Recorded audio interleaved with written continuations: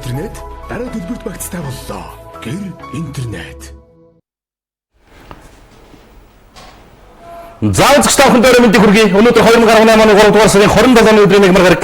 Улаанбаатар хотод 18 цаг тэгдэг минут. Энэ цаг мөчид телевиз телевизний 1-р сугаар радиофм 103.6 гоног хамтарч Монгол Коммент нэвтрүүлгийг орондоо яригдлуулж байна. Үзэгч тавхан телевиз Монгол гэсэн манай хамт биесний онлайн түгээгч пэйж хуудсанд лайктарч нэгдээд лайв хэлбэрээр Монгол Коммент нэвтрүүлэгтэй холбогдож санал сэтгэлээ ирүүлэх боломж байна гэдгийг тодтогч боломжлъя. Өнөөдөр улс их орны нийгэм эдийн засгийн хүрээлэлд яригдж байгаа гол асуудлуудыг Монгол Комментийн үзэгч та бүдийн санал сэтгэлийн оролцоотойгоор ярилцъя гэсэн бодол байна. Цахим мэдээллийн тэргүүлэгч веб хуудасуудаар бичиж нийтэлж байгаа гол халуун сэдвүүд ямар асуудлууд байна гэдгийг бүдээжтэйгээ хамтраад өнөөдөр нэвтрүүлгийнхээ хугацаанд ярилцъя гэсэн бодол байгаа. За энэ 7 хоногийн хувьд бол бас ер нь бүх өдрийн дугаарууд дээр тодорхой хэмжээнд захидал уншаад явъя гэсэн юм бодол байж байгаа. За захидал нэлээд ачаалтсан байгаа учраас энэ асуудлыг бас нэлээд иргэд үзэгчдийн санал сүмжлэлийг хүлээж аваад ажил хэрэг болохгүй байна. Үнэхээр цаг хугацааны хувьд бас хохирлтой байгаа ийм захидлууд нэлээд их ирсэн юм байна. Тэгээд энэ бүгд дээрээ бас уялдаж энэ товч бөгөөд тодорхой байх зарчмыг баримтлаад ажил яагсан юм бодол байж байгаа. За ямар асуудлууд өнөөдрийн голдлох сэдвүүд байна хөө? За ямар ч гэсэн нөгөө сугар гэдэг хүнээс аль бие усны байцаалт авсан гэдэг ийм мэдээлэл гарсан байна. За тэгээд нөгөө хаврын хураашилтаа үе эхэлж байгаа холбоотой гой хэрэг төмөр бас гараад эхэлж гисэн бас олон тооны мал галт төмөрт өртсөн гэсэн ийм мэдээлэл бас яваад ах шиг байлээ. За иргэдийн олонхын саналаар дугаарын хязгаарлалтад өөрчлөлт оруулах тухай асуудлыг ярьчлаа. За энэ үеийг хот дүүргийн өдрөлтөд санал асуухаар юм байна. Хот дүүргийн өдрөлгүүд замын цагдаагийн дарга өдрөлгүүдийн хоорондоо харилцан ярьж за тэгээд дээрэс нь бүтээн байгуулалтын томоохон ажлууд эхэлж байгаатай холбогдуулаад ямархуу хэлбэрээр яаж зохицуулж болохоор байна. Иргэд олон нийтийг бухимдуулахгүйгээр чирэгдэл үүсэхгүйгээр дээрэс нь одоо бас энэ бүтээн байгуулалтын ажлуудыг бас цаг нар алдахгүйгээр яаж хийх хэрэгжүүлэх боломж байна гэдэг дээр бас тодорхой судалгаа хийсэн юм билээ. Одоо иргэдээс саналын авъя гэдэг ийм зүйл яригдж байна. За өнөөдөр бас нийтэд олон нийтийн анхаарлын төвд орж ирсэн асуудал бол нөгөө үндэсний дэвшилтэд холбоо гэд ардын намын дэргэд байгуулагдсан энэ залуучуудын төлөөлөл хэвлэл мэдээллийн хэрэгслийнхэнд хандчихлаа. За тодорхой хэд хэдэн асуудлуудыг тавьсан Улсын хурлын гишүүн Нямбаатар шүүх прокурорын байгууллагын ажилтаа албаагчдын хууль бус үйлдэлийг аль биесээр прокурорын байгууллагатаас шалгуулахаар өгч байгаа гэсэн ийм мэдээллийг нийтэд өгч байна. За ерөнхийдөө бол тэр 500 сая долларын хадгаламжтай 5 настай хүүхэд гэдэг бол бодиттой гэж байна. За тэрний аав нээж нь одоо сая ам долларын хадгаламжтай шүүгч байдаг гэдэг нь бодиттой гэж байна. За энэ бол бас хуулиар хориглогдсон байдаг учраас нэр усыг зарлах боломжгүй. За 2013 оны үйлдэл юм биш тийм чинь үйл явдал юм биш. 5 жилийн өмнө тэр хүүхд 5 настай байсан. Одоо бол 10 таа болчихж байгаа юм шүү. Тэгэхээр энэ бол бас тэр хүүхд рүү тэр гэмтэргийг жигтүүлэх ийм асуудал байж болохгүй гэдэг үүднээс хандж байгаа юм. За манай хойд хурш Оросын холбооны улсад бас томоохон ийм худалдааны төв дээр галт төмөр гарч 600 орчим иргэн гэнэ үн чинь. 64. 64 юм уу? 60 гэсэн юм болов. Би тэгж харлаа 60 гаруй иргэн гэсэн юм байна л да. Ийм галт төмөрт өртөж амнасаа алдсан харамсалтай хэрэг явдал болж энт Монгол улсын ерөнхийлөгчийн зүгээс эмгэнэл илэрхийлсэн байсан. За энэ мэдээллийг бас өнөөдөр захим ертөнцид нийтэд түгээж хүргэсэн байна лээ. За сүүлийн үед энэ анхаарлын төвд ороод байгаа нэг асуудлын багнуур байна. Нийслэлийн багнуур дүүрэх Чайна таун болох уу гэдэг асуудал дээр дүүргийн удирдлагуудын дуудаж хот дүүргийн дарга удирдлагууд бас одоо юу гэдэг мэдээлэл сонссон байлээ. За иргэний нийгмийн байгууллагуудын төлөөлөл бас тайлбар мэдээлэл өгсөн байна лээ. Ер нь энэ улс орн чинь эзэнтэй байна үгүй юу гэдэг асуудал дээр тодорхой нөхцөл байдал дээр үнэлт дүгнэлт өгөх цаг болчихжээ гэдэг асуудал яригдлаа. За ардчилсан нам дараагийн ээлжинд намаасаа хөөх хүнийг алдан бусаар нийтэд мэдэгдчихлээ. За энэ хэн байх вэ гэдэг асуулт тун сонирхолтой байна. Иргэд үзэгч та бүхэн ТВ-с Монгол гэсэн пэйж лайктарс нэгдээд энэ митинг асуудлуудыг өнөөдөр Монгол Коммент нэвтрүүлгийн туршид бидэнтэй одоо санал сэтгэлдээ солилцох байдлаар мэдээллийн чанартаагаар хүлээж авах боломж байна. Урайга хэлээд дугаараа эхлэе. За тийм. Монгол Комментэд Монгол Комментэд нэгдэцгээе. За иргэдийн олонхын саналаар дугаарын хязгаарлалтад өөрчлөлт орно гэсэн мэдээлэл Арслан цэгийн сайтын нүүр хуудсан дээр байршлаа. За зууны бүтээн байгуулалтын ажилтай холбогдуулаад дугаарын хязгаарлалтад өөрчлөлт оруулах асуудлаар засаг даргын орлогч Баярхүү, авто замын хөгжлийн газрын орлогч дарга Индра, замын хөдөлгөөний удирдлагын төвийн дарга одоо иргэд энэ улсууд хэвлэл мэдээллийн байгууллагуудад хандаж мэдээлэл өглөө. За ямархуу байдлаар зохицуулж болох юм бэ гэж. За иргэдийн олонхын саналаар дугаарын хязгаарлалтад бол өөрчлөлт орох юм аа. Хязгаарлалтын хувьд автомашины дугаарын тэгш сонгоогоор шалтгаалаад 7 хоногт нэг биш 2 өдөр зогсдог болно гэж. Тээврийн хэрэгслээ. 7 хоногт 2 өдөр зогсдог болно. Яаж шийдэх вэ гэхээр даваа 5 гарагт сондгоо буюу 1 3 5 9-оор төгссөн автомашинуудыг оролцуулах, мягмар пүрэв гарагт нь тэгш буюу Тэг 2 6 8-аар төгссөн автомашинуудыг хөдөлгөөнд оролцуулах бол хэвлэл мэдээллийн болон нийтийн тээврийн хэрэгслүүдэд За нэг онцгой чигүүргийн тээврийн хэрэгслүүдүүд бол дугаарын хязгаарлалт үйлчлэхгүй гэдэг тэр нэг өмнөх зохицуулалтаараа явъя гэдэг ийм байд. За энэ хэрэгжин гэж байгаа юм биш. Иргэд олон нийтээс санал асуух гэж байна. За ерөнхийдөө ямархуу нөхцөл байдал пүүжээ тэр энэ асуудлыг яригдахаас өмнө хэлээд байгаа юм. Улаанбаатар хот үндсэндээ 2 хуваагдчихлаа. Юу гэхээр энэ нэг төмөр замын призрийн наан цаана гэдэг. Энийг давах гэж үндсэндээ хитэн гүүрэн дээр өглөө орой бол ийм мөнгө ачаалт болсон. Ганцхан жишээхэд замын цагдаагийн урд уулзуур буюу тэр призрийн хэсэг дээр нэг цагт 2500-аас 2800 тээврийн хэрэгсэл буюу хоногтоо 20 гаруй мянган тээврийн хэрэгсэл зөвхөн тэр призрээр наашаа цаашаа нэвтэрдэг байна. Энэ ачаалтыг яаж зохицуулах юм бэ гэдэг энэ зохицуултын дээр чинь эхний байдлаар шийдвэр гараа авчлаа шүү дээ. Энэ оны 4-р сарын 1-ээс жил 6 сарын хугацаатаагаар энэ хэсгийг чинь хай гэдэг. За ингээд энэ таачгаар яа гэхээр чиний ч миний ч ажил амжихгүй өдөржингөө төгжрэлт бензин цаг бүх зүйлээ одоо урсгаа зогсох уу эсвэл 7 хоногийн 1 өдөр хязгаарлалтанд ордог шиг 2 өдөр хязгаарлалтанд ороод ингээд явах уу гэдэг сонголтыг иргэд хийгээл гэж байна. За миний хувьд бол тэр 2 өдөр хязгаарлалтанд орё гэдэг саналыг дэмжиж байгаа. Би чинь бас нэг нийслэлийн иргэн гэдэг байна. Яг тэгэхээр энэ ач холбогдол нь өөрөө өндөр юм аа. Ердөө одоо эн чинь нэг 10 сарын 1 хүртэл гэдэг чинь нэг зуны л удирдал байгаа юм. Зуны удирдалд эн чинь амар зугаалдаад тодорхой хэмжээнд ачаал багассан байж байгаа. Ийм үе дээр 100 бас нэг тодорхой хэмжээний энэ бүтээн байгуулалтын ажилд нь иргэд жолооч зорчигч бидний зүгээс боломж олгоод хамгийн гол нь хот дүүргийн удирдлагууд энэ бүтээн байгуулалтын ажлыг гардаг хийж байгаа энэ пүүс компаниуд хариуцлагатай, чанартай, чансаатай үнэхээр товлсон төлөвлөсөн хугацаанд энэ ажил асуудлаа хийгээд шийдээд өгчдөг бол 2 гараа өргөд дэмжиж. Одоо ямар асуудал байна гэхээр нэг л зүйлийг энэ төр өдөрж байгаа улсуудаас нэгж байгаа юм. Нийслэл Улаанбаатар хотод 650 мянган тээврийн хэрэгслийн жолооч байна. Энэ 650 мянган тээврийн хэрэгслийн жолооч болгон тээврийн хэрэгслийнхаа татварыг 365 хоног зорчгоор төлж байгаа юм. 365 хоног зорчгоор төлж байгаа. Гэтэл дугаарын хязгаарлалт гээд эн чинь 7 хоногт нэг зогсно хэрэг жил чинь хэдэн 7 хоногтой вэ? 54 7 хоног буюу 365 хоногийнхоо үндсэндээ 54 нь хязгаарлалтанд ороо зогсчих чинь. Дээрээс нь онцгой үеүүдэд тэгш цондгоогоор ангилдаг. Цагаан сар, усын баяр наад, хичээлийн шинжил. Ингээд ийм үеуд байна шүү дээ. Инхээр үндсэндээ баг наач 65 хоног нь байхгүй болчихсон. Тэгэнгүүт дахиад 2 хоног болгохоор 100 гаруй хоног нь байхгүй болчихсон. Энэ татвараа бид нэр авъя. Энд тийм үстэй, шудраг үстэй. Яваагүйгийнхаа төлөө төлмөргүй шүү дээ. Хөдөлгөөнд оролцохгүй бай. Тэрийг дэмжиж. Энэ хот дүүргийн төр засгийн хийж хэрэгжүүлж байгаа ажлыг дэмжиж. Гэхдээ тэр яваагүй татвараа бид төлмөргүй л бай. Ингээд шийдэх юм бол иргэд энэ асуудал дээр нэг их тэгж хайн хойр хандахгүй баг. Гэрт хүссэн хүсээгүй одоо байгаа нийслэл Улаанбаатар хотынхоо нөхцөл байдлыг ойлгож байгаа. Призер давхад ямар байна? Инк тайвны гүүр давхад ямар байна? Инк тайвны гүүрний зүүнтлийн нүхэн гарцаар гарахад гарч ороход хэр байна өглөөрөө? Гурвалжингийн гүүр ямар байна? Нарны гүүр ямар байна өглөөрөө? Маш олон байгаа шүү дээ. Уг энэ гүүр уулзруудыг ганцхан инк тайвны гүүр байсны чинь маш олон сонголттой болгоцсон. Гэлээгээд ачаалтаа дийлэхгүй байгаа байхгүй. Би хэлээд байна шүү дээ. Ганцхан призерээр өдөрт 20 гаруй мянган тээврийн хэрэгсэл нэвтэрдэг гэхээр энэ асуудал бол их тийм хүндрэлтэй нөхцөл байдаг. Шийдэх арга зам байна лээ. Арслан цэгмээ сайт дээр бүх үндслэлт, нөхцөл, тооцоо судалгаа, тоо баримт бүх зүйлсийг нь бичсэн байсан. Зам хааж бүтээн байгуулалтын ажил хийх хугацаанд нарны замын урд байрлах хороолууд руу 7 төр зам гүүр байр зүрхтэх өгөөд үүнд 1.3 тэрбум төгрөгийн санхүүжилт шаардлагатай гэсэн. Махатма Гандигийн гудамжийг нарны замтай холбох 1.4 км авцсан барихад 393 сая гэдэг. Ингээд ийм мөнгө хэрэгтэй байна. 7 чиглэлээр тэр гүүр барьж авах хугацаанд одоо нүхэн гац ч юм уу, түнэлэн гац ч юм уу ингэж гаргах нь. Энд 1.3 тэрбум төгрөгийн санхүүжилт хэрэгтэй байна гэдэг олон асуудал мэдээллүүд байна лээ. За хот дүүргийн хэмжээнд яригдж байгаа өнөөдрийн бас нэг анхаарал татсан сэдв юу гэхээр энэ түрээсийн орон сууц. Энэ уг нь байна штэ. За түрээсийн орон сууцыг барихгүй байх сонирхол хүнд байна вэ гэд энэ өнөөдөр өдрийн сонин дээр гарсан нийтлэлийг онлайнаар Дайлийн нүс цэгмэн гэдэг энэ онлайн түгээгч нь нийтэд хүргэсэн байсан. Энэ уг нь залуучууд бидэнд маш бага дарамтаар орон байртай болцоход боломж байхгүй юу? Сар бүр тодорхой төлбөр төлнө, түрээсийн мөнгө төлнө. 15 жилийн дараа тэр түрээсэлсэн байраа өөрийн болгоод авчих боломж. Энэ уг нь ипотекоос илүү том боломж байхгүй юу? Тэг энийг явуулахгүй байгаа бодлого нь өөрөө хинд байгаа юм бэ? Ямар эрх ашигт байгаа юм бэ? Яагаад залуучуудынхаа боломжинд нь босгод давах тэр хязгаарлалтанд нь хориг тавьчиад идэг юм бэ?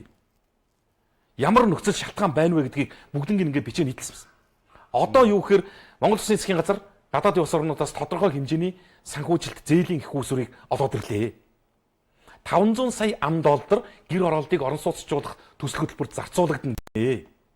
Энэний чинь тодорхой хэсэг нь тэр барилгын шавд цутгаад тавьчихсан тэр цацсан гэж яригдаад байгаа байр орон сууцнуудын санхүүжилт болоод зориулагдаад явбал яасан юм бэ? Жишээ нь манай байр Сансар утган. Энд 85 айлын 600 гаруй иргэний эрх ашигын асуудал яригдж байгаа. Тэгээд энэ түрээсийн орон сууц хөтөлбөр гэдэг чинь эфотикоос илүү хялбар аргачлалаа энэ иргэд олон нийтэд ялангуяа залуучуудыг дэмжсэн маш аятайхан юм боломжтой хөтөлбөр байж хаад энийг юусоо явуулахгүй гэдэг сонирхол үнэндээ төгөлдөг. Эфотикоор байртай болно гэдэг чинь хэцүү шүү дээ. 30% урьдчилгаа. Дээрээс нь тэр өндөр банкны шалгуур шаардлагууд. Дээрээс нь тэр санхүүгийн их усүр гэдэг бүх зүйлийн судалгаанууд. Дээрээс нь тэр банк арилжааны банкуд тэр зээл эфотик олгож байгаа банкудад танил тал эдийн засагчдыг одоо ахуулт гавилгах бүх төрлийн юм үнэхээр давхад хэцүү байхгүй. Энэ бол зүгээр л та тогтмол сард түрээсээ төлж чадж байгаа юу? Түрээсээ таслахгүйгээр 15 тэр түрээсийнхаа төлбөрийг сарын 500 мянган төгрөгөөр төлөх юм бол 15 жилийн дараа та байраа аваад гэж. Төлж чадахгүй болвол та хэдэн сар жил төлсөн байсан ч хамаагүй төлж чадахгүй болсон хугацаанаас гарна өөр дараагийн чинь төлж чадах хүнийг оруулна л гэж. Энд ямар ч шат дамжлага нуглаа юу ч алга. Тэгээ ийм хэлбэрээр шийдээд явах боломж байж болдгүй мөл гэдэг асуудлыг бас өнөөдөр ярьсан юм. Хот дүүрийн хэмжээнд олон асуудал яригдж байна. За аятайхан би нийслэлийн налах дүүргийн хүүхдийн эмнэлэг ижвэрэн тоногт хөрөмжтэй болж байгаа мэдээллийг нүүс имэн сайт нүүр утсан дээр онцлсан байсан. Гэрэлгээтэй бүтээн байгуулж байгаа босгож байгаа зүйл олон байна. Маш сайхан болсон байлээ. Налах эмнэлэг бол Эрүүл мэндийн яамны дэд сайд Бямсурн нийслэлийн иргэдийн төлөөлөгчдийн урдын дарга амар сайхан засаг даргуугууд Улаанбаатар хотын захирагч Баттбол бүгд найрамд хятадаар тусад Монгол улсаас Монгол цугаа элчин сайд Шин Хаймин гэдэг энэ албаны улсууд оролцсон гэж за налах дүүргийн эрүүл мэндийн төв бол үндсэндээ техник тоногт хөрөмжөөр тоцрогдсон байсан юм л. Хүн ам бас тодорхой хэмжээнд өссөн байж байгаа. Эрүүл мэндийн тусламж үйлчилгээ олгож байгаа байгууллага нь ганцхан байж байгаа. 1 сая юаны тусламжаар энэ эмнэлгийн тоногт хөрөмж өргөтгөл шинжилтийн ажил хийгдэж хүлээлгэж өгж байгаа гэж. Тэгээд налаагчдад бол маш гоё гэрэлгээтэй мэдээлэл байна. Эрүүл байвал одоо мянган жаргал гэж үг байдаг. Тэгээд энд бол тангараг өргөцсөн төрийн албаагч эмч мэрэгчлэнүүдийн сэтгэл мянга байгаад ч боломж байхгүй бол үнэхээр хэцүү байдаг юм а гэдэг нөхцөл байдлыг бид ойлгодог. За ямар ч байсан хот дүүргийн удирдлагууд бас одоо нийслэлийн яцлагдсан дүүрэг шүү дээ энэ чинь. Нийслэлийн яцлагдсан нэг дүүргийн энэ хүүхдийн эмнэлгийг бол ижвэрэн тоног төгрөмжтэй болгоод өгч байгаа аятайхан сайхан мэдээлэл байна. За бүх аймаг сумд хурдан морины уралдааныг 6 сарын 1-нд хүртэл орчлоо. За Монгол Улсын шадар сайд инх төвшин өргөн барьсан мал амтны гоцаалдурч шүлхийн өвчнөд тэмцэх талаар авах арга хэмжээний хүрээнд засгийн газрын тогтоолыг гаргаж байна. За шүлхий гарсантай холбогдуулаад 6 дугаар сарын 1-ний өдрийг хүртэл бүх аймаг сумдад за сая ямар хүн нөхцөл байдал боллоо. Монголын морин спорт баяжтын холбооны зөвшөөрлөгөө. Засгийн газрын тогтоолгүй аймаг өөрөө зөвшөөрлөө гаргаад уралдаан зохион байгуулалтсных нь асуудал одоо ингээд тодорхой улсууд дээр яригдаа явж байгаа. Ямар нөхцөл байдал боллоо гэдгийг энд бас уяачч гэсэн бас ухамсар сэтгэлгээндээ юм бодож ойлгомоор юм бэл. Мал гэдэг чинь зөвхөн ганц морь биш шүү дээ. Монгол улсын 60 сая мал гэдэг чинь зөвхөн морь биш байхгүй адуу биш. Тэгээ адууны хөлөөр бүх төрлийн өвчин тарж болдог гэдэг энэ нөхцөл байдал. Тэгээ хоёрдугаарт энэ их тийм өрөвдөлтөө нөхцөл байдал харагдаж байна. Юу гэхээр үндсэндээ энэ шийдвэр гарах гол хүчин зүйл шалтгаан нь юу гэхээр шүлхий болж байгаа. Шүлхийгээс болоод ийм шийдвэр гарч байгаа юм шиг ийм нөхцөл байдал ойлголт бас явж шít. За ямар ч байсан аймаг сум суурингийн бүх удирдлагуудад хандаж энэ мэдээллийг үжиж сонсож дуулаагүй болвол хэллээ шүү Монгол Улсын засгийн газраас албан ёсны тоот тогтоол гарлаа. Энэ оны 6 дугаар сарын 1-ний хүртэл ямарваа нэгэн уралдаан зохион байгуулахыг 100% оргилж байна. Залуу зохион дээр ийм шийдвэр нь гарлаа. За Монгол Улсын ерөнхий сайд баруун аймагуудад ажиллаад ирсэн. Сая Нааврын баярын үеэр. За засгийн тэргүүн энэ үеэрээ бас орон нутгуудад тулгамдж байгаа хэд хэдэн асуудлуудыг газар дээр шийдвэрлээд иржээ. За өнөөдөр анхаарал татж байгаа нэг асуудлыг News Image сайт хүндсэн байсан. Энэ бол одоо Ховд аймгийн Эрдэнэ өргөн сумд усан цахилгаан станцын асуудал байна. Энийг засгийн тэргүүн бол яг одоо шийдвэрлэнэ гэдэг ингээд Ховд аймагт ажиллаж явах үеэрээ тэр газар дээр нь очиод амлалт өгч гисэн. Одоо яасан гэсэн чинь энийг ус төржүүлээд эхэлж байгаа тийм хандлагууд байж байгаа. Энэ их оронд хэрэгтэй, иргэд олон нийтэд хэрэгтэй, ач холбогдол нь өндөр, ашиг тус нь одоо өргөн цар хүрээний асуудлуудыг бүгдийг ингээд замд нь ингэж хавирдаг, дэгээ тавьдаг нэг ийм сонин нөхцөл байдал үүссэн. Энийний ач холбогдлыг нүүс маш тодорхой бичсэн. Эрдэнэ уурны усан цахилгаан станцыг барьчвал яах юм гэхээр үндсэндээ баруун 5 аймаг эрчим хүчний импортын хараат байдлаас гарч байгаа. Тэгээ зогсохгүй хямд үнэтэй эрчим хүчний найдвартай их үүсвэртэй болж энэ хэрээр үйлдвэрлэл үйлчлэгээ хөгжих боломж хүрч байгаа. Үүний дам өгөөж нь ажлын байрыг олноор бий болгоно. Хотыг чиглэсэн иргэдийн нүүдэл харийг зорих залуусын цуваа тасрахад хүрнэ. Энэ бол ийм эдийн засгийн болоод нийгмийн ач холбогдолтой юм шүү гэдэг ийм зүйлсүүд эхэлж байгаа. За өнөөдөртөө би бол энэ мэдээллийг нь эерэг сайхан зөв зүйтэй талаас нь хэлж байгаа. Яагаад гэвэл энэ бүс нутгаас сонгогдсон төр засгийн төвшөөтний хүртэл маш олон жил хөөцөлдөж явж байгаа ажил.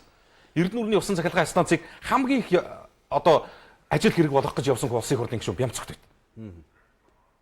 Ёстой тодорхой хугацааны судалгаа, мэдээлэл, хөрөнгө, хүч, сэтгэл бүхэл юмаа зарцуулж зориулж явж байгаа.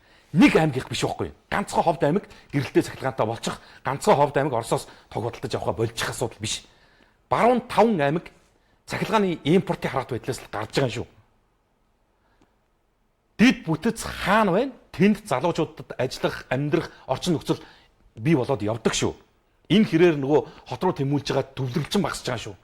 Нийслэлийн Баянзүрх сонгон архин гэдэг энэ хоёр дүүргийг өнөөдрийн хэмжээнд болсон 300 давцсан мянган хүн амтаа болгоцсон нөхцөл байдал чинь баруун бүсийн их нүүдэл гэж тодорхойлогддог шүү. Тэгээ энэ дээр бас засгийн тэргүүн тэртээ тэргүүн амлалтаа өгсөн. 5 аймгийн ард иргэд харж байгаа учраас энэ асуудлыг ажил хэрэг болох байлгүй.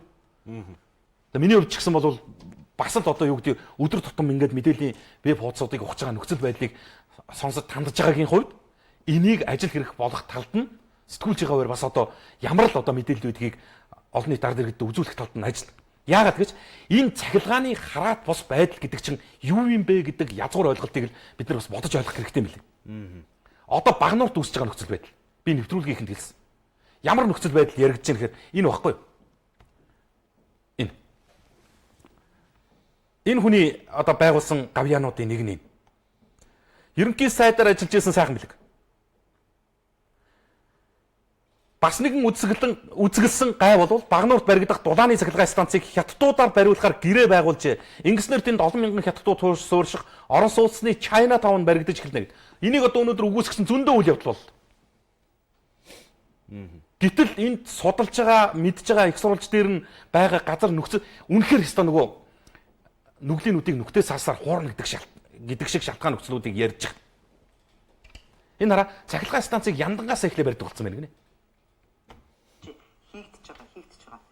Гэхдээ энэ Багнуурын цахилгаан станцын хувьд бол яг үнэхээр хятадууд орж ирнэ, хятад хотхон барина, хятадууд хотхон барих тийм үү, China Town барих 10 газар хүссэн тийм хүсээд тэгээд тэрийг нь орон нутгийн захиргаа өгөөгүй гэсэн боловч бид нар яваад нүдэрээ харахад бол одоо тэнд цахилгаан станцын барилга эхэлсэн гэдэг барилгууд нь болохоор орон сууц маягийн том барилгууд босоод байгаа. Тэгээ орон сууц маягийн цахилгаан станц гэхээсээ илүү цахилгаан станц гэхээсээ илүү тий энгийн нүдээр харахад тэгээд орон нутгийн захиргаанд юу нөгөө оршин суугчид нь энэ юу босоод байгаа гэсэн чинь өө цахилгаан станц босож байгаа яндангаа босоход эхэлсэн гэдэг хэлсэн байж байгаа тийм тайлбар хэлсэн байж байгаа. Тэгээ бид нар шалгад юм аа. Яндангаа босоход эхэлсэн байна гэж байна. Сансрын зураг мураг энэ төр хардаг хүмүүс нэг хараад өгнө энэ төр гэдэг ингээд асуудал үүсгэсэн чинь уртаас цахилгаан станц яндангаас эхэлж босдгоо маа гэсэн хариу авсан байж байгаа. Тэгээд яг хөө бид нар өөрийнхөө хэмжээнд нөгөө иргэдийн хэмжээнд бол энэ чинь тойроод яваад үзэл Тэгээ ийм л инээдтэй нөхцөл байдал дүр зургал үүссэн. Одоо монголчуудыг юу ч марлаж болно гэж байна. Монгол улсын цахилгааны 50% нь хятадын хараат болох тухай асуудал яригдж байгаа. Тэгсэн чинь энд нэг хитрхи их үндэслэх үзэлтэнгүүд ерөөсө төрийн томоохон тодорхой бодлогын ажлыг дундаас нь зогсоох гэж шантаажлж байна, атаклж байна гэдэг ийм л нөхцөл байдлаар юм ярьж байгаа. Тэгээ энэ орон нутгийн тэр дүүрэг хороо удирж байгаа нөхдүүд нь ч гэсэн дандаа арьсан хамгаалсан юм ярина. Үг хэлэх болгондоо арьсан хамгаалсан юм ярина. Одоо энэ хүн өнөөдөр энэ хот дүүргийн удирдлагуудад ирж энэ мэдээллийг өгч байгаа. Амнаас нь гарч байгаа үг болгон өөрийгөө өмгөлсөн. Миний үед бишээ 2015 онд. Надад хамаагүй тэр хөгцсөн. Гэхдээ тэгээд тэгсэн гэд байж их юм уу? Та одоо тэр орон нутгийг удирдах байгаа юм шүү дээ. Тэр дүүрэг хороог удирдах байгаа юм шүү дээ. Энд чинь намайг зориудаар гүтгэж намайг ингэж харлуул. Тэгвэл энэ үйл ажиллагаа зөв биш л юм болвол таслан зогсоох, хориглох, цуцлах бүх эрх мэдэл нь танд байна шүү дээ. Ингээ яриа сууж шүү дээ. Чи одоо хардаа бүгдийг хүлээн зөвшөөрсөн байгаа. Ингэж байгаа. Би өнөөдөр газар олгосон гэж яриад байгаа үгүй. Энэ 2015 оны 10 сарын 20-ны Бямдар даргын гар үстэй захирамж байгаа. Анх Багнуур Power компани 127 га газрыг олгосон 5 жилийн хугацаатаар олгосон энэ захирамж энэ байж. Анх Бямдар даргын үед 2015 оны 10 сарын 20-нд би энэ төсөлтөд болоод нэг ч захирамж гаргаагүй. Намайг одоо ингэж бүртгэж байгаа. Нэгт. Хоёрт энэ худгуудын зөвшөөрлийг надад өгсөн юм шиг ярьж байгаа. Тийм юм байхгүй. Энэ худгуудын зөвшөөрөл мөн 15 онд дүүргээс худгуудын зөвшөөрлийг өгдөг. Нийслэlis усны нөөцийн газраас өгсөн зөвшөөрөл нь байна. Байгаль усны яамнаас энэ Power компанид болцоод гэсэн ийм зөвшөөрөл өгсөн юм. Дандаа 15 он тухайн үеийн арслан нам их хөрж явах үеийн дандаа удирдлагуудын үеийн гаргасан шийдвэрүүд байгаа. Ийм дандаа тань хамаагүй. Дандаа гэж хагаад надад хамаагүй. Тэгэхдээ жишээ нь энэ хүний энэ өнөөдөр нийслэлчүүдэд өгж байгаа тэр Багнуур дүүргийн иргэдэд өгж байгаа мэдээллийг чи юу гэж ойлгов? Тэгээ энэ хүний мэдээллээс бол би тэрийг зөв ч гэдгийг ойлгосонгүй, буруу ч гэдгийг ойлгосонгүй. Зүгээр би хамаагүй л байна. За би тэр өмнөх одоо тэр Ардсан намын удирдлагуудыг Ардсан намын засаг барьж исэн үед нь Багнуур дүүргийг удирж исэн удирдлагуудыг өмөрж байгаа юм биш. Хизээж хамгаалахгүй болохгүй. 127 га газрыг хятадуудад өглөө. Монголчуудад тийм төцний газар олддоггүй шүү дээ. Хаашаашаа метр газар олдох байсан байхгүй. Бүгсрэх газар олдох байсан. 127 га газар өглөө. Энэ буруу. Тэгвэл та яагаад өнөөдөр тэр дүүргийг удирж байгаа хүн буруутаа нэвлэрээ яваад байгаа. Тэгээ энэ асуудлыг ярихаар намайг гүтгэж ийн гэд ерөөсөө одоо Багнуур дүүргийн засаг даргаыг гүтгсэн ингэсэн юм огт байхгүй шүү дээ. Энэ шийдвэр зөв юм уу? Зөв болоод та дэмжиж байгаа юм уу? Эвлэрээд яваа юм уу? Буруу юм бол энэ тэр хүний тэр намын үед тэр засгийн үед тэр гэдэг хүн олгоцсон учраас тэр гэдэг хүн л одоо энийг хариуцна гэд хүлээн зөвшөөрсөн байж байгаа юм. Энийг л ойлгохгүй. Бүгдийг мэдчихэж штэ энэ худгууд өгсөн юм байна. Дулааны цахилгаан станцын чинь 25 жилийн хугацаатай хятадууд ашиглана гэсэн. Тий, 25 жил. Эхний 25 жил ашиглах юм. Тэгээд Монгол улсыг шилжүүлнэ гэсэн үг. Тэгээ 25 жилийн хугацаатай тэнд ажиллах хүмүүс нь бас хятад хүмүүс байх хэрэгтэй гэсэн ийм зүйл заалтус явж байгаа юм шиг байна. Тий, угаасаа тийм энийг болов угаасаа яг 2015 онд үзэгдчихсэн гэрэг нийтэд ил болгож үзүүлээгүй байхгүй юу. Дандаа нэг ийм хулгайн замаар явлаа шүү дээ. Тэгээ хаанаад хариуцлагатай л баймар байна л да. Өнөөдөр та ийм юм яриад зогсож байгаа биш, сууж байгаа биш. Үнэхээр одоо ийм нөхцөл байдал үүссэн Багнуур төр хятадуудын кемп босоод эхэлсэн. Тэнд China Town баригдаж эхэлж байгаа юм шиг ийм нөхцөл байдал нь үнэхээр тэнд харагдаж байгаа бол энийг таслан зогсоох талд нь яах вэ гэдгийг хот дүүргийн удирдлагуудтай ярмаар биш. Хууль хяналтын байгууллагынхантай энийг ярмаар биш. Тэр гэрээ чи хуудуудаа буруу зүрх байсан бол цуцлах ямар арга зам гарц гаргалгаа байна уу гэдгийг ярмаар биш. Энэ Багнуур эвгүүцсэн шүү. Үнэнтэй эвлэрэх гэдэг сайхан л байдгийг хатууч гэсэн. Багнуур цахилгааныхаа хувьд биш. Улсыг гэрэлтэй тогтоо халуун дулаан байлгаж байгаа тэр нүүрсний уурхаа нь өөрөө бас 100% хятадуудын эзэмшилд очих тухай асуудал яригдж байгаа шүү. Багнуур дүүрэг гэдэг бол үндсэндээ уурхаа тушгалсан л дүүрэг. Энэ дүүргийн уурхай цахилгаан нь хятадын эзэмшилд очих юм бол үндсэндээ бид нар нийслэлийн нэг том дүүргээ тэр их гүршийн нэг юм жигүүр болгоол өглөө. Бодолтой энэ чинь ийм юм байж болохгүй шүү дээ. 10,000 хятад шүү дээ. 9,000 нь үнэхээр өстө номын коммун гарууд ирлээ гэж бодъё л. 9,000 хятад нь өстө үнэхээр өстө хүн шиг хятадууд ирж. Нэг нь 10 хятад дотмын нэг нь олиггүй байлээ гэж бодоход 1000 олиггүй нөхөр орж ийнэ гэж боддоо. Тэгээ 25 жил тэнд идэж шнэ гэж боддоо. Энийг болж ийн гэж ойлгож байгаа юм уу? Тэрийгээ юус огт ярихгүй. Би тэр зөвшөөрлийг өгөөгүй. Тэрийг ч би өгөөгүй. Тэр ч тэд оны тэр хүний их шул гэдэг л ийм л яриатай л байх юм. За нефт боловсруулах үйлдвэр барина гэсэн юу болсон юм болоо гэсэн байна. Нэгдүгээр эмнэлгийн урлагийн засгийн баян өндөр эрхлэлтэй бүх совилогч, үйлчлэгч нарт баярснаа илэрхийлье. Иргэдсэн хин гэж вэ? Иргэцэн бүтэд гэдэг хүнээс мэдлэгээ явуулсан байна. За бүхэл бүтэн улс байж хэдхэн хүнийг дийлэхгүй гэж юу?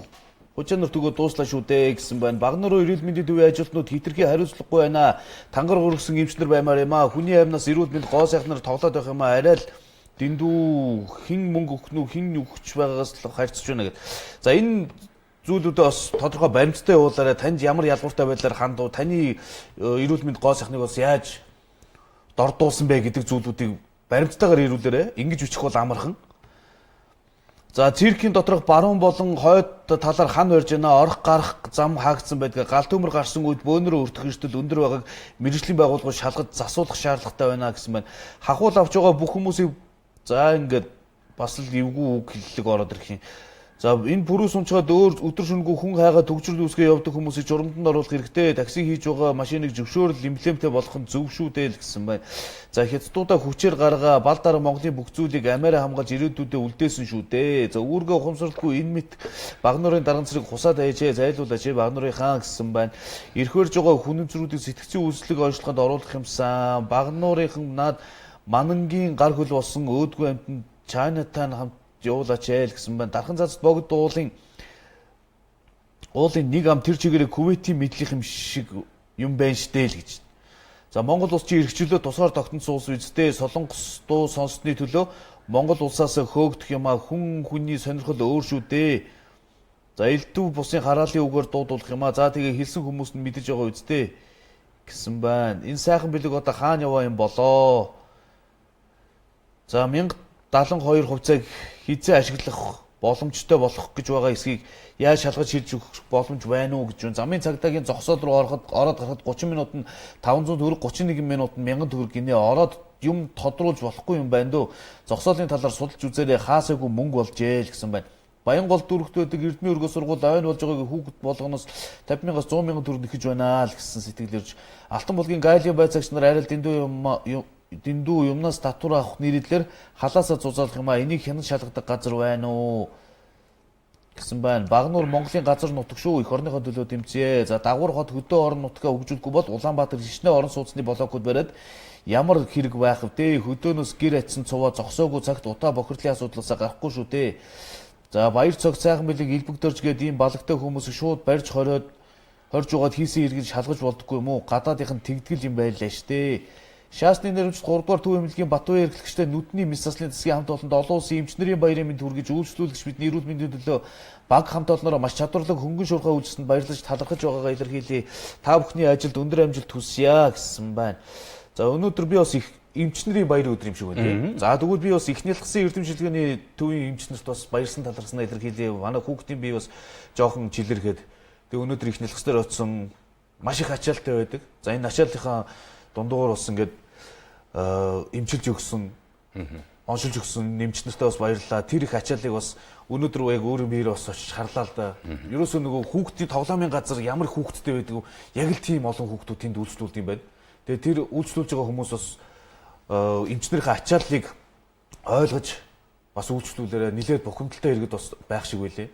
Тийм учраас энэ зүйл дээр бас анхаарах хэрэгтэй юм байна. Монголд ганцхан л байдаг төв шүү дээ, тийм.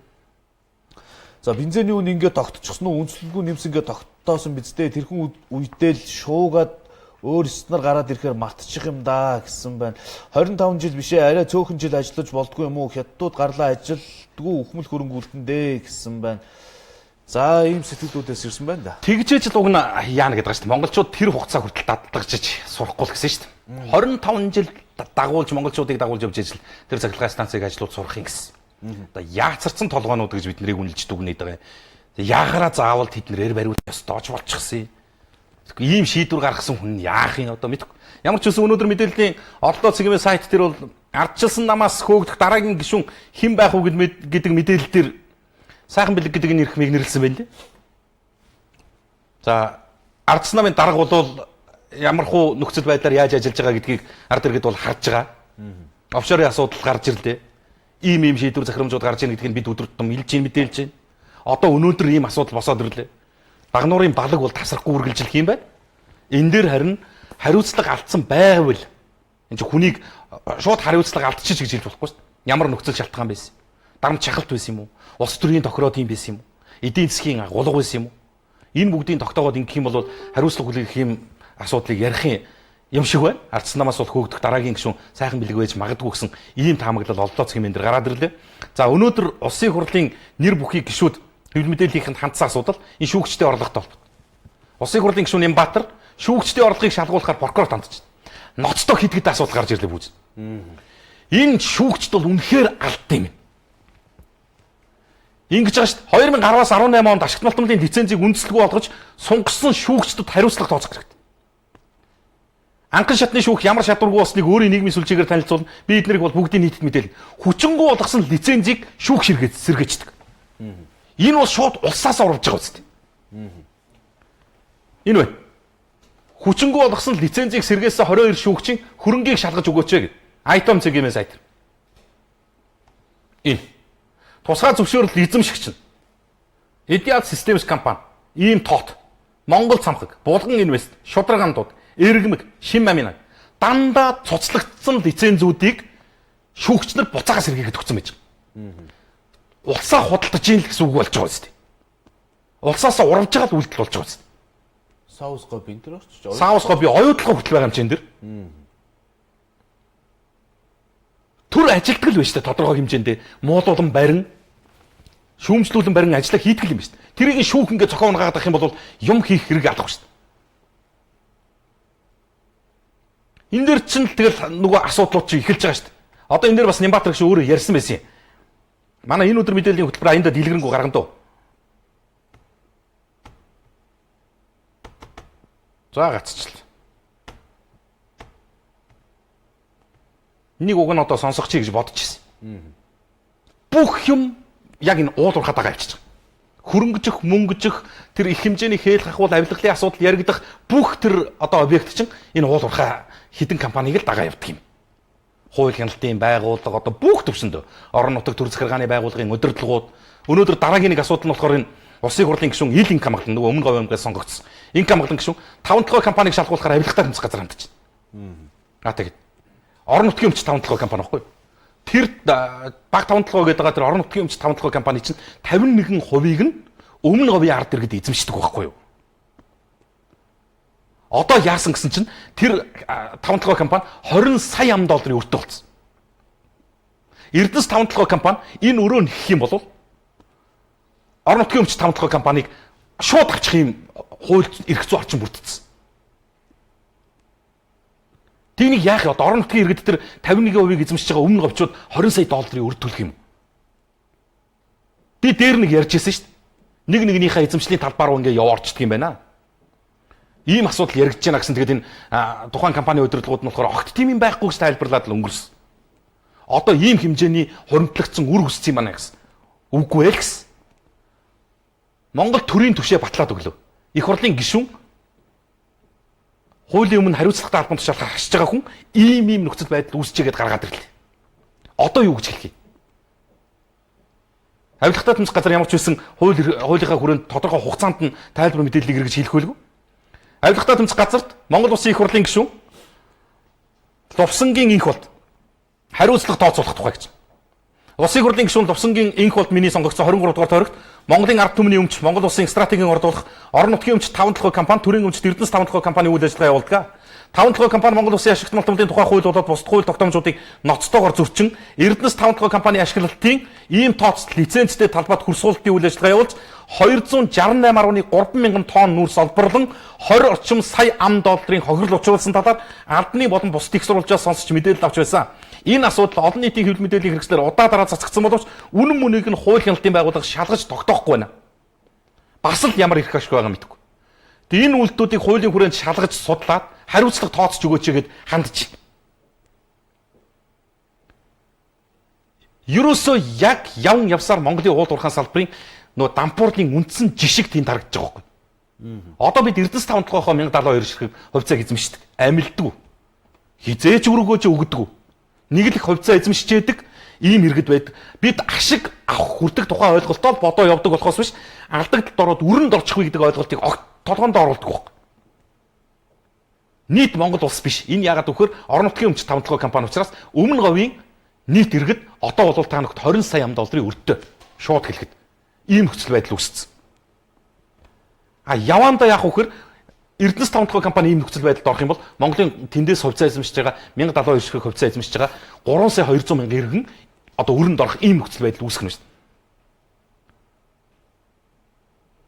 Тэг ингэхээр ч л ерөөсөө улс үндийдгүүгийн урагшилтгүүгийн шалтгаанууд энд л байж л. За одоо энэ хар төрд ажлыг яаж хийж өгдгийг харуулж байгаа. Ашиглалтанд ороод 1 жил болоогүй зам. Шар усны үйлт юм болж байгаа. Сэлэнг аймаг.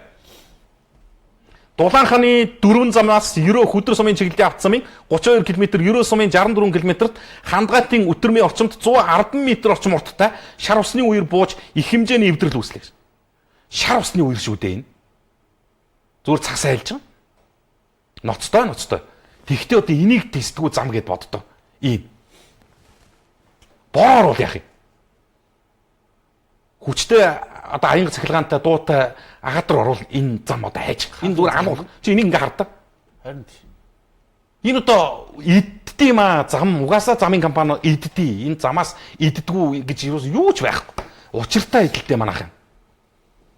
Ийм нэмгэн зам тавьсан. Гаднаас харахаар нэг гой зам байж байгаа. Энийг хардаа. Одоо ингээд хар. Эн чинь зүгээр л ёстой хүн алах баг худаг бэлдээд өгч байгаа. 110 м ингээ урсцсан энэ зам. Энэ хараа. Зүгээр одоо энэ зузаан нэмгийн ингээл харагдчихээн л. Хариуцлага гэдэг юм алга ба шүү дээ. Энэ жил ийм зам тавьсан компани, өнгөрсөн жил ийм зам тавьсан компани эндээ ямар хариуцлага хүлээх вэ гэдэг асуудал нь яригдаг байж хахад энэ жил шин тендер аваад дараагийн замаа тавиа явж байна. Ийм хүүгийн болчлоо шүү дээ манайх. Хүний амь нас эд хөрөнгө шүү дээ энэ эцэгцтэй. Төрийн төсвийн татвар төлөгчдийн хөрөнгө мөнгө шүү дээ. Өнгөрсөн жилийн энэ жанхгуугаа яах вэ гэдэг асуудал энд ямар хариуцлага хүлээх юм бэ гэдэг асуудал нь тодорхойгүй байж хатал энэ жилийн замын ажил гээл явж байгаа.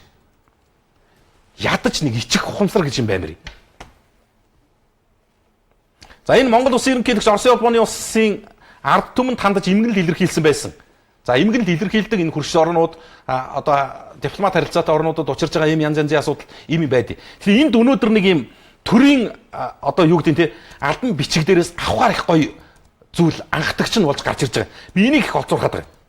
Ерөнхийлөгч Баттулга Оросын улбооны улс руу илгээсэн албан бичгээ энэ босоо Монгол бичгээрээ 1% гаргаж явуулсан бэл.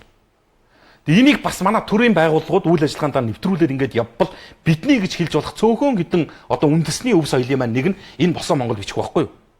Үндсэндээ бараг дэлхийд устдах ийм аюул эрсдэлд орсон хэл бичгийн тоонд нэрлэгдсэн байна лээ. Төрийн дэргүүнээс эхлээд гаргаж байгаа энэ санаачлал бол боломжийн юм байна. Тэгээд энэ Орос Монгол хэл дээр нь дээрэс нь уугарч Монгол бичгээр энэ бол бас нэг төрийн хэл бичих нь үнэхээр гоё харагчлаа. Ёстол нэг бас нэг тийм омгчож огшмоор зүйлс юм нэг нь байхгүй юу? Ийм зүйлийг бас өнөөдөр мэдээ имэн сайт онцолсон байсан бусад ийм төр захиргааны байгууллагууд аймаг орон нутгийн дарга удирдлагууд бас иймэрхүү байдлаар хэл бичгээ хамгаалж үлдэх талд нь хойч залуу үедээ өвлүүлэх талд нь санаачлал гаргаж ажиллавал яадаг юм бол гэж нэг санаа юм. Өөр ч юу ах вэ? За бас гоё сайхан мэдээллүүд байна. За манай телевизийн бас гадаад мэдээний редакторын продюсерлсан Монголын нууц товчооноос сэтвлэж хийсэн Чингис хаан гэдэг анимашн энэ 3 дугаар сарын 31-ний өдрөөс эхлээд бүх кино театруудаар нээлттэй хийхэд бэлэн болсон байна. За энэ бол бас одоо Монголын хүүхд залуучууд хийж байгаа, бүтээж байгааг дэлхийд дахинд харуулах их ховорхон том боломж завшаа юм. Бас одоо үндэслэх үзэлтэй, улс эх орныхоо урлаг соёлд хөрөнгө оруулах, хувь нэмрээ оруулах тийм хүсэл эрмэлзэлтэй залуучуудыг заавал зорж очиж үзээрэй гэд би бас нэг уриалж байгаа. Нууц товчоог бол одоо хүн болго уншихгүй шүү дээ. Тэгээ энэс сэтүүлчихсэн ийм гоё анимашн бүтээсэн байсан. Тэгээ трейлерын цацагтаад эхэлсэн юм байлээ. Үнэхээр гоё хийсэн мөлий.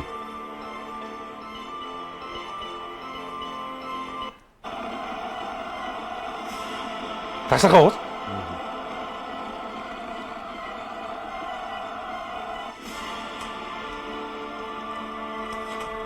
За ингээд бол 3 дугаар сарын 31-ний өдрөөс бүх кино театруудаар гарах юм байна. Хүүхдүүдээ одоо сурагчдын амралт болцсон юм чинь. Ингээд бие биенийгээ төр дэмжихгүй бол өөрсдөө дэмжээ л та. Орчуулгын кино бид нар тэр рүү зөндөө үзчихэдэг гаднаас орж ирж байгаа. Нэг удаа бас өөрийнхөө хэл соёл дээр үндэснийхээ одоо түүхэн нууц товчоноос сэтүүлчихсэн анимашныг үзье. Монгол залуучууд бас хийж ийн бүтээж ийн чадаж ийн гэдгийг харуулъя гэдэг үднээс нь залуучуудаа уриалж байгаа. Монгол залуучууд бүгдийг чадчихна. Сайныг чадчих, сарыг чадчих. Дэлхийд одоо үндсэндээ баг гайхамшиг бүтээж штэ. 3 хүн заяа. Автобусны буудлын дээр 30 минут зогсохдоо 13 иргэний гар утас суулгаж рекорд тогтоосон юм. Дунджаар 2 минут 10 секундэд нэг утас суулгаж байгаа. Нэг гэн буудлын дээр шүү. Буудал хисээд яваагүй. Ганцхан автобусны буудлын дээр 30 минут зогсохдоо 13 утас суулгаасан. Энэ зөрчлийн хууль гэж юм хэрэгжихснээс хойш үнэхээр хөгийн нөхцөл байдал үүсчихлээ. Маш олон иргэн аж ахуй нэгж байгууллагууд ялангуяа хуваарь хөдөлмөр эрхэлж байгаа юм иргэд хилмигдэж хохирж байгаа нөхцөл байдал. Дээрэс нь бусдыг хохироож байгаа тэр нөгөө хуулийн зүйл залтанд заасан ял шийдэх хэмжээний хохирол тооцогддоггүй юм нөхцөл байдал чинь бүр яг энэ мэтийн хулгай дээрмийн хэргийг бүр өөгсүүлчихлээ. Хулгай дээрм илэрхий өслөө шүү. Өчигдөр би ярьж ирсэн. Эмэгтэйчүүд архиуд согтоо эрэгтэй хүнийг дээрмцсэн байсан. Гар утсыг булааж аваад зүгтсэн байсан. Юу эсийг үзэж 30 минутанд 13 хүний утас хулгайлж байна. Энэ нөхдүүд 3 цаг явбал хэдийг госгоно. Өглөө ажил хичээл эхэлж байгаа 7 цагаас оройны ажил тарах 7 цаг хүртэл 12 цаг бусдын халаас тэмдэрэхэд хэдэн 100 утас хулгайлах нь вэ? Нэг иргэн гар утсаа алдлаа гэдэг хохирол гомдол дээр чинь хэрэг үүсгэж шалгаж болохгүй байна. Энэ хууль чинь 13 иргэнийхийг яахын тэгвэл тэр нэг утас одоо 200 мянган төгрөгөөр үнэлэгдэж гин гэж бодоход 13 иргэний утас нийлчгээр яах юм бэ? Тэн дээр бас энэ хууль санаачилж батлсан иргэж гисэн энэ эрх баригчид гисэн нэг зүйлийг бодооч л гэдэг үднээс хэлээд байгаа юм. Тэгээ энэ 13 утас хайчих вэ гэдэг бас сонин шүү. Ойлгомжтой шүү дээ энэ чинь тэд эргүүл очиж шүү. Тинчээ чи хулгай утас авах юм бол нөө эрүүгээ хариуцлага таа. Одоо үнэндээ өгшин тийм юм лөөлөө байна ёстой. Уцаан гэдэг юм бол байхгүй болсон юм шиг үл. Байхгүй болж байгаа. Ер нь зэгцэл. Гэхдээ нөгөө нэг сүлжээгээр нь бол байгаа юм шиг байна тий. Одоо хараа нөгөө микроны тэр тэдитэй тэдийгүү энэ Facebook гэдэг чинь зүгээр маш том зах байна. Хар зах байна. Facebook чинь зүгээр л зах боллоо шүү дээ яг үнийг хэлэхэд. За олон гой сайхан юм олж харж болно. Тэгвэл зүгээр л одоо баартар дээ, солилцъя, арилжээ, гар утас судалдааны гэдэг ингээд бүр бүтэн төрөлдсөн ингээд ийм группүүд пэйжүүд гэж. Хин хүснэ нь ямар ч утсаа зарж болж байгаа юм энэ дэр. Энийг жишээ нь яаж хянах юм? Тэгээд тэнд очихоос өмнө хөшөө ямар асуудлыг би ярих гэдэг нь гэхээр хулгайчтайгаа тэмцэлтэй Монголын төр. Бүх шатандаа энэ Монгол улс орн чинь хулгайчийн орн боллоо шүү дээ. Нэгэнт хулгайлцсан хүн зарах арга олддог л байхгүй юу да. Нөгөө авилгалын мөнгө чинь дансаар явдаг хүн гэдэг шиг.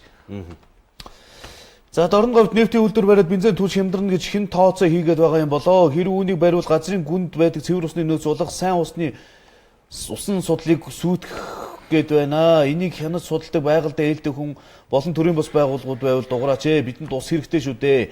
Дугаарын хязгаарлалтын талаар санал байна. Хөдөө орон нутгаас хот ороод ажил хөөцөлтөөр нэг бүтэн өдөр явахгүй орон нутгийн дугаарыг хязгаарлалтаас хасмаар байна л гэсэн байна.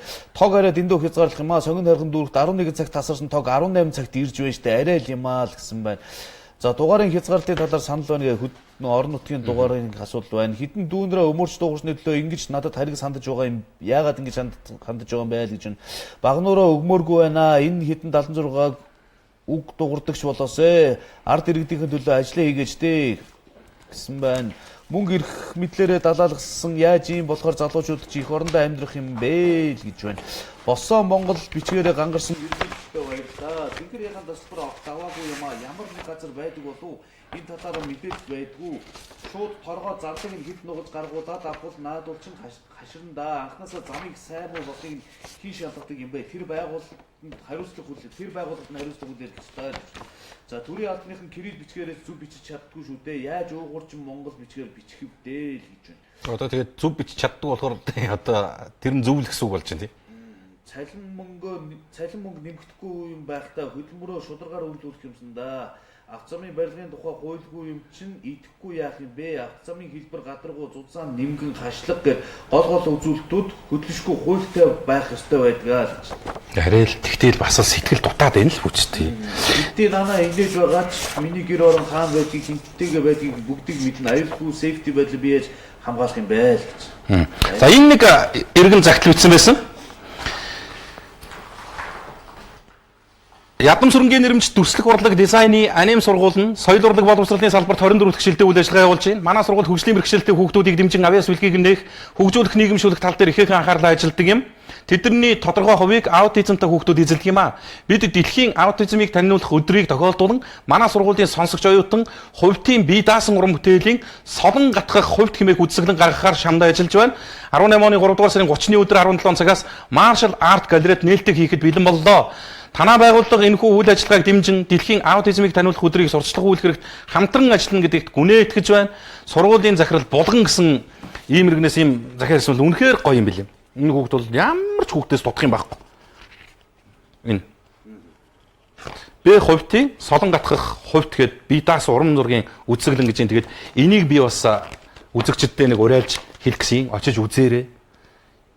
Яг ийм төрлийн одоо өвчин эмгэгтэй байж байгаа урам зоригоор дутж байгаа тэр олон хүүхдүүдэд бас тэр сэтгэлийн дэмийг хайрлаарай. Энэ бол үнэхээр одоо ёслол нэг авьяас төгсөрсөн юм байна л. Ийм гоё үзэсгэлэн бас 30-ны өдөр болох юм байна лээ. Тэгээд энийг бас мэдээллийн чанартай хүргэж байгаа. Тэгээд энэ дүүнэртээ бас амжилт хүсье.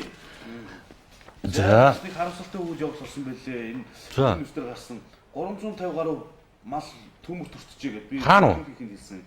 Энэ үр хангаа аймгийн хар хорин сумын Жалбаа баг Шамхан хавцгай гэдэг газар малын хашаа шатсан байна. Онцгой үйл багчид 400 гаруй ажиллаж унтраасан. За тус гал төмөртний 350 бог мал өртөж хорогджээ. Яа одоо ингээд нэг юм зуднаас салах гэж хэлдэг түүмэр залгацдаг. Төвхтөө шүү. Ер нь үстрээ юм. Тийм байна. За. Өөрөө шилттай байна. Анхаар боломж илүүдэхгүй шүү л гэдэг зүйлийг бас хэлж байна да. Өндөрлөө найруулагч тохиогч 18 цаг 47 минут. Мегур гарагийн Монгол коммент нэвтрүүлэгт нэгдэж нийлж санал сэтгэлдээ цензургүй сайхан бичиж илгээсэн ирүүлсэн үзэгч та бүхэндээ баярлалаа. Цахим сайтуудаас ярьсан хэлсэн энэ олон асуудлуудад бас авах гэхийн ухаанаар хандараа үзэгчтэй. Маргааш 5 гарагийн Монгол коммент 18 цаг тэг минутад энэ энэ дээрээс хүрэх учиртай. За 103.6 радио FM бас өнөө маргааштай нэвтрүүлгийг сонсох хэлбэрт дамжуулахгүй байгаа юм байна. За бас учир шалтгаан юмнуудыг энэ ярилцаж ойлголцоод бас нэг талтаа гарчих боломж байгаа хаа гэдэг зүйлийг бас нэг хэлчихье. За тэгээд өөрийгөө хэлье даа. Монгол комментэд нэгтгэе. Нара Ханиад төмөрийн дэлгэнд өрцөн үед кагоцэл бидэнд туслахаар ирлээ. Өвчин их болон хожуу аль ч үед эмчилгээний үр дүнтэй. Насан туршид болон 3 стейшнээс бүх хүүхдэд хэрэглэнэ. Кагоцэл. Хамтдаа хөтөлбөрийн хүрээнд хүүхдийн